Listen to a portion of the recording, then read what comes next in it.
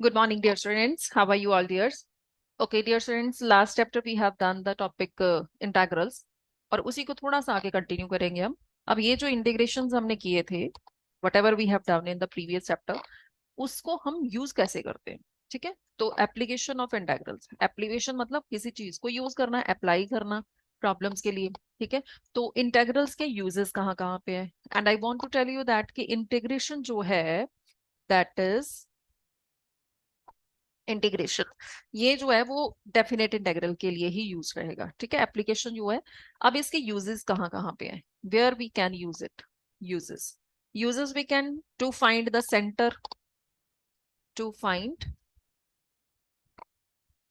The centre of mass.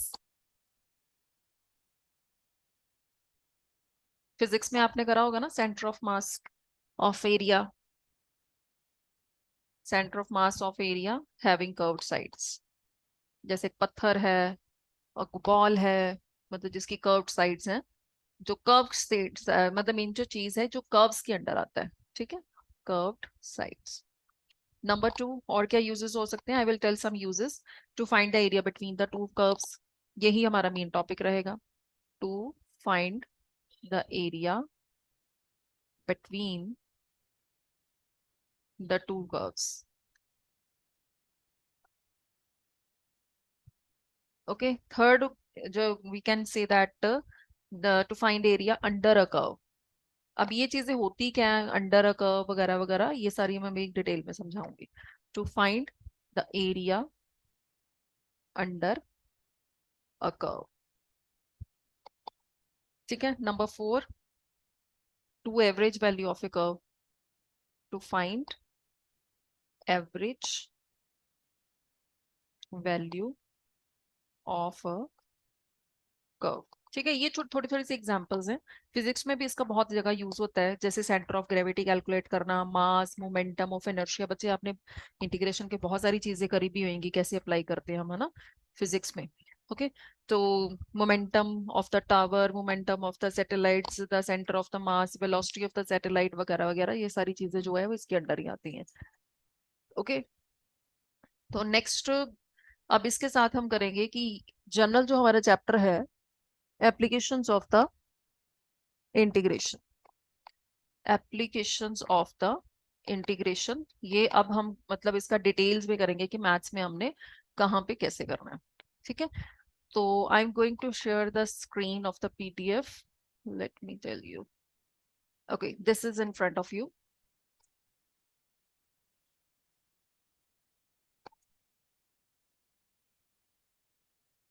Application of integration, area bonded the region. अभी जैसे हमने curves की बात की, area under the curve, between the curves, ये सारा इसके अंडर आएगा।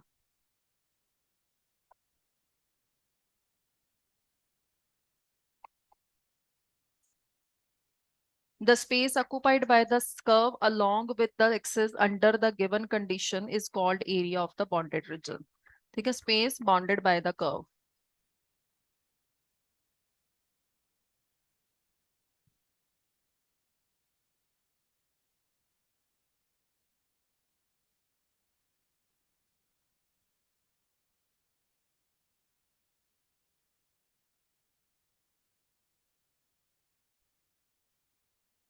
Okay, sorry for the disturbance. There was some problem. Okay, dear students.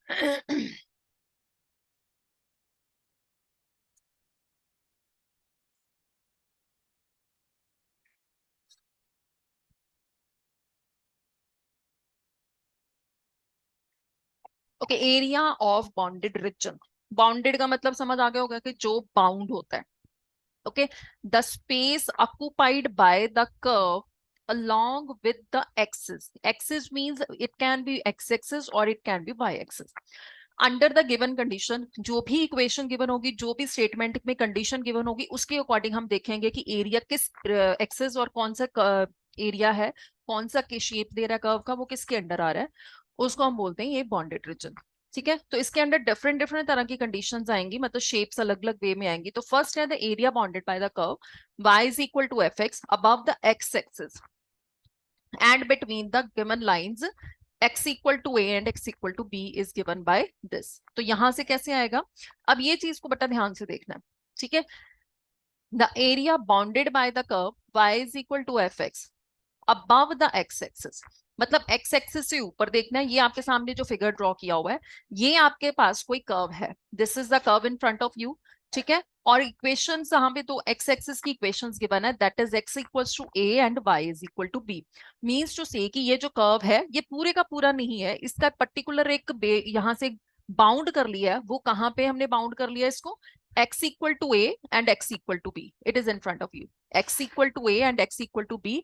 इससे ना आगे जाना है और ना x इक्वल टू ए से पीछे जाना, मतलब ये area according to the given curve जो भी शेप है उसकी, और गिवन इक्वेशन जो x की गिवन है, x की वैल्यूज गिवन है, उसके between above the x axis, मतलब x एक्सिस के ऊपर उसका एरिया हमें कैलकुलेट करना है, और ये अकॉर्डिंग टू दैट ये बन जाएगा, ठीक है। बाकी कैसे करना है, जो भी यहाँ पे कर्व बनेगा उस कर्व की इक्वेशन क्या है, it will depend on the given statement, ठीक है, उसके अकॉर्डिंग हम लिखेंगे। और बाकी आपको इंटीग्रेशन के रूल्स तो सारे आते ही हैं, उन रूल्स को हम सॉल्व करेंगे, यूज करेंगे, उसके बाद हम डेफिनेट इंटेग्रल में जो किया था लिमिट्स अप्लाई करेंगे, then we will get the area. Second है कि अगर आपके पास प्रीवियस में किया था अबव द एक्स एक्सिस, अब यहाँ पे अगर बिलो द एक्स एक्सिस होगा, तो बिलो द एक्स एक्सिस है तो यू नो कि अगर नीचे की तरफ जा रहा है and it is getting giving the negative value of y, तो बाकी वैसे का वैसे रहेगा, बस यहाँ पे नेगेटिव वैल्यू आ जाएगी, ठीक है, माइनस का साइन आ जाएगा। तो माइनस के साइन इसको हम उठा के बाहर रखेंगे, ठीक है। तो मतलब नेगेटिव में आएगा ये आंसर, इसका वैल्यू जो है वो कर्व की नेगेटिव, कर्व की वैल्यू नेगेटिव के अकॉर्डिंग लेके चलना है हमने। ओके नेक्स्ट है the area bounded by the curve x equal to f y. बच्चे अभी यहाँ पे हमने अपने जो ऊपर दो इक्वेशंस की हैं वो दोनों x एक्सिस और कर्व के बिटवीन का था, ठीक है। अब यहाँ पे कुछ कंडीशन किसी भी वे की आ सकती है कि अगर कर्व जो है विथ रिस्पेक्ट टू y है, ठीक है, प्रीवियस में जो विद रिस्पेक्ट टू x था, अब नेक्स्ट में क्या होगा कि curve can be with respect to y as well, मतलब y एक्सिस के ऊपर लाई करेगा between the y axis and the given curve like this, ठीक है। तो अगर ये y एक्सिस है we will take it with respect to y, okay. तो यहाँ पे जो फंक्शन है वो with in in terms of x रहेगा, जैसे हम जनरल लिखते हैं ना y या f x f d y, ठीक है। तो यहाँ पे जो फंक्शन है वो इन टर्म्स ऑफ y रहेगा, एफ वाई लाइक दिस, ठीक है। तो here this is the curve into if we are taking in between the y axis and the curve, और y एक्सिस में बाउंड कर लिया y is equal to c and y is equal to d, तो ये दोनों के बीच का बाउंडेशन है, ओके डियर स्टूडेंट्स। तो यहां से क्या करेंगे हम, फिर से वही कि आपने इक्वेशन की जो लिमिट है वो कहां से लेंगे, सी टू डी एंड जो भी फंक्शन है सी टू डी और जो भी फंक्शन है एक्स डी वाई, ओके। तो फिर बाकी जो गिवन है रूल के अकॉर्डिंग उसको जैसे भी करेंगे। If the curve between the lines y is equal to c, y equal to d, ये था राइट साइड पे, अब यहाँ पे लेफ्ट साइड पे भी हो सकता है। लेफ्ट साइड है तो x की कौन सी वैल्यूज है, नेगेटिव, तो यहाँ पे माइनस का साइन आ जाएगा, ठीक है। अब यहाँ पे आपके पास नेक्स्ट रूल आएगा, area bounded between the two curves, मतलब पहले आपके पास क्या था, कर्व एक ही था, उसको एक्सिस के बीच में बाउंड किया। अब यहाँ पे क्या होगा कि कर्व्स एक से ज्यादा होंगे, लाइंस होगी, कुछ भी होगा, ठीक है, तो एक से ज्यादा कर्व्स हैं। तो here you have like the condition this, ठीक है। एक कर्व आपके पास ये, जस्ट फॉर एग्जांपल, एक कर्व ऐसे ऊपर की तरफ जा रहा है, एक कर्व ऐसे नीचे की तरफ जा रहा है, and there are the two boundations x equal to a and x equals to b। तो ये बीच वाला आपने शेडेड रीजन फाइंड आउट करना है, ठीक है। तो ऊपर वाला upper curve it is f x and lower curve is this g x. अब जो फर्स्ट पे अप्लाई हो रहा है, फर्स्ट पे कौन सा कर्व है, एफ एक्स, लोअर कौन सा कर्व है, जी एक्स, तो एफ एक्स माइनस जी एक्स आ जाएगा यहाँ पे, ठीक है। और लिमिट्स वही रहेंगी जो दोनों के बीच में कॉमन है, that is A to B. Similarly अगर y एक्सिस पे है सेम ही रहेगा, जो पहले कर्व है, पहले कर्व कौन सा है, y वाला एफ वाई, और जी वाई सेकेंड पे है, यहाँ पे दोनों को माइनस करेंगे और लिमिट्स रहेंगी C to D, clear. Area between, बाकी ये जो है बच्चे आपके सिलेबस का पार्ट नहीं है, ठीक है। तो इसके बाद में जो भी आपके पास इसमें आएंगे इक्वेशंस, एरिया सर्कल, सर्कल का आएगा इसमें, सर्कल, एलिप्स, स्ट्रेट लाइन, किसी भी वे में आएगा, ठीक है। तो उसके जो कुछ क्वेश्चंस है वो मैं आपको थोड़ी भी देर में एक और वीडियो सेंड करूंगी, वो आपके साथ डिस्कस करेंगे, ठीक है। इक्वेशन ऑफ द सर्कल की क्या होती है, equation of the ellipse, equation of the hyperbola वगैरह, मतलब पैराबोला कुछ भी इसके अंडर आ सकता है। दो स्ट्रेट लाइंस है, दो कर्व्स आपस में इंटरसेक्ट कर रहे हैं, तो कैसे उसका एरिया बाउंडेड करना है। ठीक है डियर स्टूडेंट, इतना कर लेना, पहले बेसिक्स कर लेना, then I will send you the one more video जो हम कंसेप्ट्स पे कैसे क्वेश्चंस को सॉल्व करते हैं। Okay dear students, good bye.